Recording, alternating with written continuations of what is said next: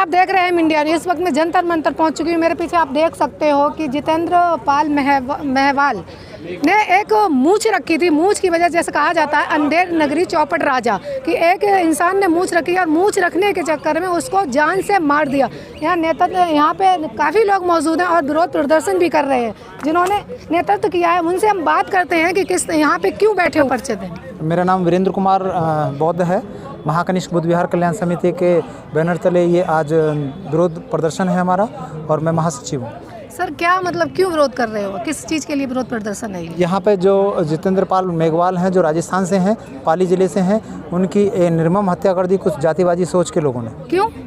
क्योंकि वो अच्छा मूछें रखते थे, अच्छे कपड़े पहनते थे और वो कुछ लोगों को गवारा नहीं था। मूछों का अधिकार नहीं है क्या? मूल अधिकार नहीं है उनको? हाँ, मूल अधिकार कुछ लोग ऐसा समझते हैं कि जो है ना ये इनको नहीं रखनी चाहिए और उनको अच्छे कपड़े भी नहीं पहनने चाहिए। और ये लोग जो है देशद्रोही हैं, संविधान विरोधी हैं, लोकतंत्र विरोधी हैं। ऐसे लोगों के खिलाफ सख्त कानूनी कार्रवाई होनी चाहिए। आप क्या कहना चाहोगे लोगों से, जिस तरह की आप बैठे हुए जो प्रदर्शन कर रहे हो, कुछ संदेश देना चाहोगे? बिल्कुल संदेश है कि पूरे देश के अंदर जहाँ भी बहुजनों के साथ या SC ST OBC माइनॉरिटी के साथ अत्याचार होता है तो हम सभी को एकत्रित होकर इसका विरोध करना चाहिए। क्योंकि सरकार जिस तरह से इनके खिलाफ कार्रवाई नहीं कर रही है उसका कमजोरी है। हम अनेक संगठनों में बटे होने के कारण और एक बहुजन समाज में भी सैकड़ों जातियां होने के कारण सब जो अपने अपनी जाति को लेकर अलग अलग धरना प्रदर्शन करते हैं, जो एक गलत बात है। किसी के भी साथ भी अगर घटना घटती है हम सब एक हो जाएं। जिस दिन हम एक हो गए तो किसी की हिम्मत नहीं है कि हमारे ऊपर कोई हमला कर सके। ये कब तक प्रदर्शन चलेगा? ये बस हमारा आज प्रदर्शन है। हमने ज्ञापन राष्ट्रपति जी को, प्रधानमंत्री जी को और गृह मंत्री जी को हम दे दिया है ज्ञापन। मांग क्या है आपकी? हमारी मांग है कि इनके परिवार को जो है 10 करोड़ की राशि तुरंत मदद की जाए और परिवार में से एक सरकारी नौकरी दी जाए और दोषियों के खिलाफ सख्त कानूनी कार्रवाई की जाए जिससे कि भविष्य में इस तरह की घटनाएं ना हो सकें। और भी यहाँ पे मेरे मौजूद हैं, उनसे भी हम बात करते हैं। सर आपका क्या कहना है जिस तरह आप यहाँ पे एक विरोध प्रदर्शन कर रहे हो मूंछों के ऊपर? अच्छा, मैं भी जो जितेंद्र भाई जहाँ के रहने वाले थे मैं वहीं का रहने वाला हूँ और वहाँ पे सामंतवादी लोगों का बहुत बड़ा वर्चस्व है वहाँ पे। और वहाँ पे अपने मेघवाल समाज का वो शायद बहुजन समाज को अच्छे वो खा रहे पी रहे मुँछों पे ताव लेकर रह रहे तो उनको गवारा नहीं है। जो ये बहुत ही निर्मम हत्या कर गई है। किसने की थी ये निर्मम हत्या? ये बारवा गाँव में सामंतवादी लोग हैं, राजपुरोहित कास्ट है। राजपुरोहित के कास्ट के 2 लड़के थे, उन्होंने ये हत्या की है। और ये मामला 2.5 साल पहले भी ये मामला 2.5 साल से चल रहा है। ये पहले ये मुझको को ताव लेकर ही ये जितेंद्र भाई को पहले भी इन्होंने थोड़ा सा उनको किया था और उसके बाद में थोड़ी सी केस भी हुआ था। लेकिन उनको बार बार वो दबाने की कोशिश की जा रही थी कि आप हमारे ऊपर केस किए, हम आपके साथ ये कर देंगे वो कर देंगे।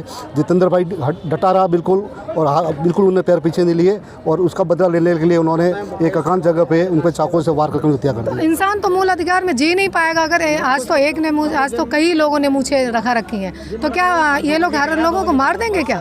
ऐसा तो मुमकिन नहीं है। अब बहुजन समाज जाग चुका है।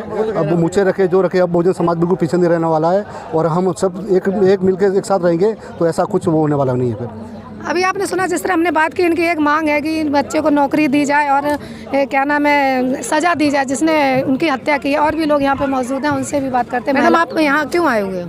जी हम जितेंद्र पाल मेघवाल की निर्मल हत्या की गई है उसके हम धरना में आए हैं। क्यों हत्या क्यों की गई? उनका ये पहनना ओढ़ना उनको गवारा नहीं लगा इसलिए उनकी हत्या कर दी। भारत का संविधान है, सभी को जीने का सबका अधिकार है। सब अपने से अच्छे से कपड़े पहने, जैसे रहन सहन है सही से रहे, पर उनको गवारा नहीं हुआ, उसने उनको हत्या कर दी। तो हमारी सख्त मांग है कि उनकी परिवार को 10 करोड़ की सहायता मिले और एक सरकारी नौकरी मिले और उनको जो उनको निर्मल हत्या किया उसको फांसी की सजा होनी चाहिए। आपका क्या कहना है मैडम? हमें यही कहना है कि न्याय मिलना चाहिए और किसी भी तरीके से कैसे भी हो।